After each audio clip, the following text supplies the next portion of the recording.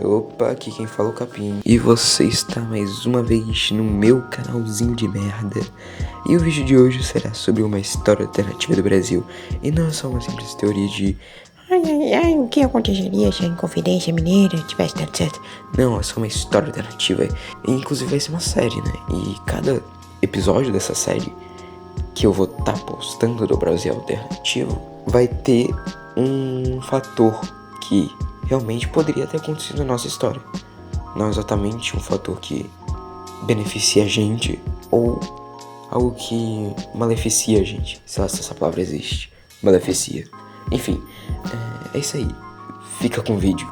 Bem, em 22 de abril de 1500 foram invadidas as terras tupiniquins pelos portugueses, o que deu origem à atual Bahia.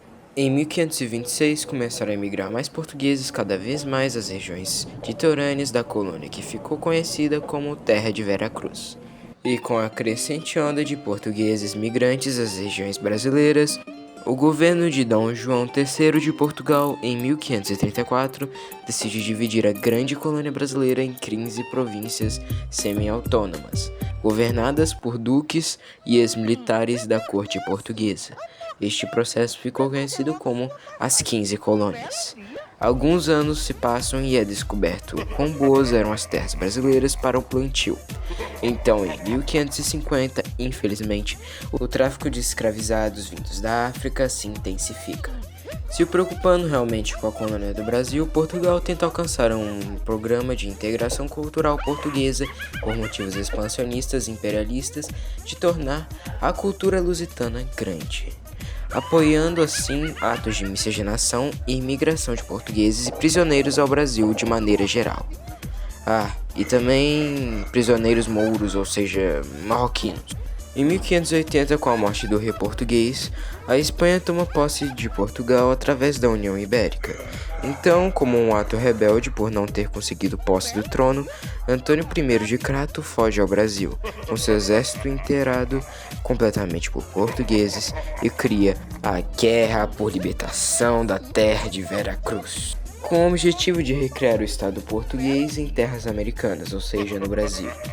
A revolta acontece na capital do Brasil, Salvador, Bahia, e vai anexando as colônias de Bahia, Pernambuco, Rio Grande do Norte, sul do Ceará, norte de Minas Gerais e apenas o litoral do que hoje é o Espírito Santo.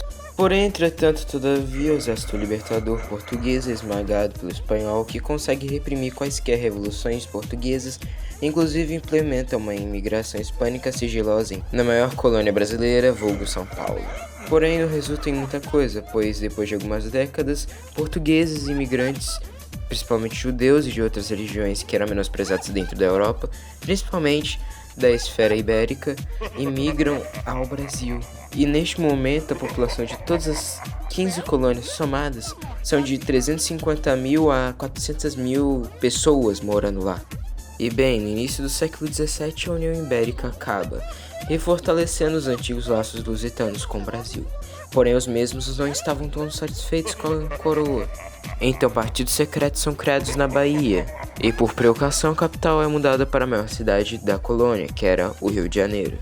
Em 1789, satisfeitos com o roubo do ouro de Minas Gerais, orquestrado pela coroa portuguesa e nomeado pelos nobres de imposto real, a Inconfidência Mineira acontece.